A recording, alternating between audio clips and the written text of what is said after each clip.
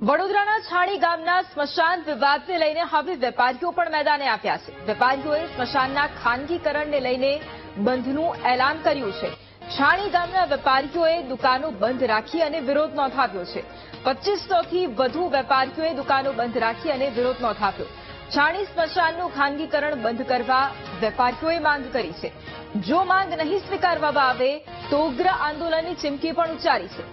વર્ષોથી ધર્માદા ટ્રસ્ટનો સારો વહીવટ હોવા છતાંય સ્મશાનનું ખાનગીકરણ કરવામાં આવ્યું તેવું વેપારીઓનું કહેવું છે।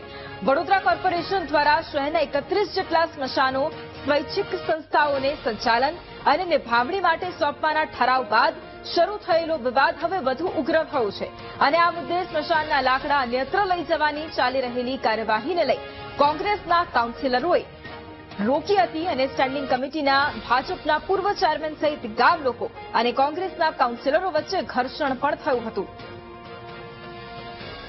અને આ જ મુદ્દે સંવાદદાતા માનુ ફોન લાઈન પર છે। માનુ, વડોદરાના છાણી ગામના સ્મશાન વિવાદને લઈને હવે વેપારીઓ પણ મેદાને આવ્યા છે। અત્યારે શું વધુ જાણકારી?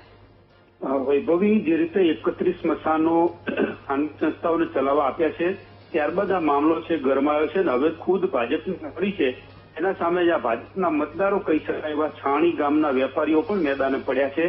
છાણી ગામનું સ્મશાન જે રીતે ધર્માદા ટ્રસ્ટ દ્વારા સારી રીતે ચલાવવામાં આવતું હતું તેમ છતાં અહીંયા ખાનગી એજન્સી મૂકી દેવામાં આવી અને એને લઈને લોકોમાં રોષ છે।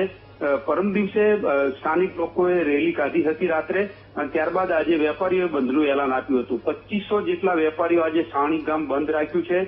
ધંધાના ભોગે પણ આજે સ્મશાન છે એને ધર્માદા ટ્રસ્ટ જ ચલાવે એવી માંગ છે અને એને લઈને જ આ વિરોધ ઉઠી રહ્યો છે। આજે વેપારીઓએ સંપૂર્ણ બંધ પાડ્યો છે।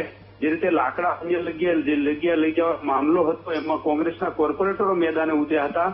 હવે એમની સામે સ્થાનિક લોકો, ગ્રામજનો અને વેપારીઓ ચડાવી છે અને આજે વેપારીઓએ બંધનું એલાન જાહેર કરી અને સજ્જડ બંધ પાડ્યો છે। જી વૈભવ। બિલકુલ, આભાર માનું તમામ જાણકારી માટે।